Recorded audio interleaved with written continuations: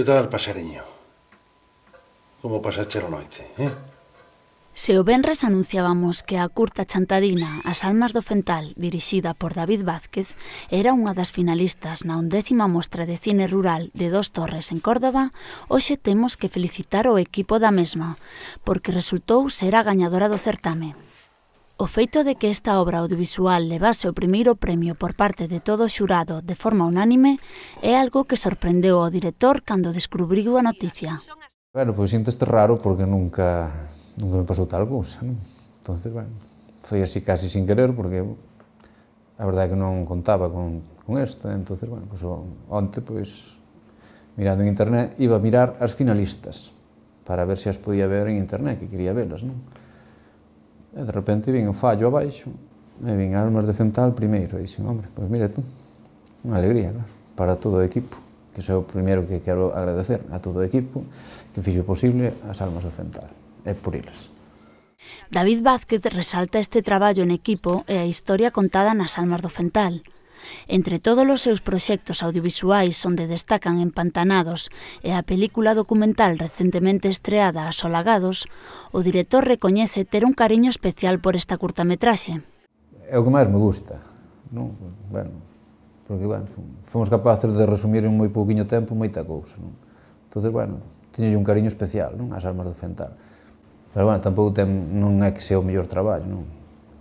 A parte dos cortos, bueno, pues, hai moitas máis cousas que me sinto orgulloso de habelas feito, non? Pero, bueno, as Almas do Fental sí que, digamos que un cariño especial teño. As Almas do Fental foi realizada e presentada no 2009.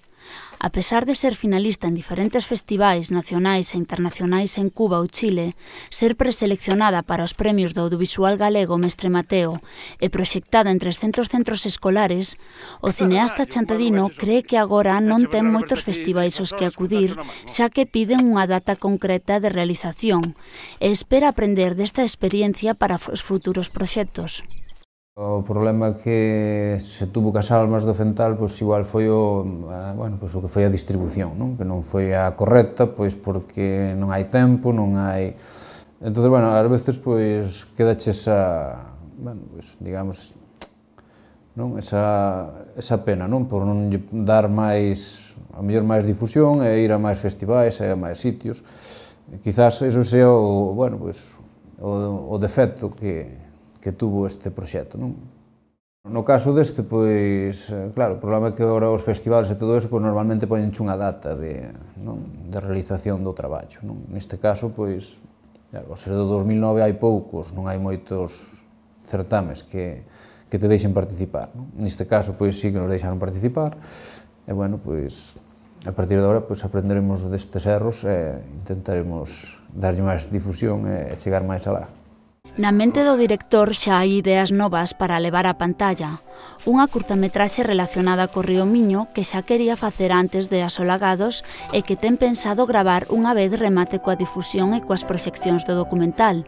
É unha historia que, bueno, que sucede no río Miño, por suposto, que é o que temos aquí. Entonces, bueno, tontería ir buscar por aí decorados se os temos aquí, non?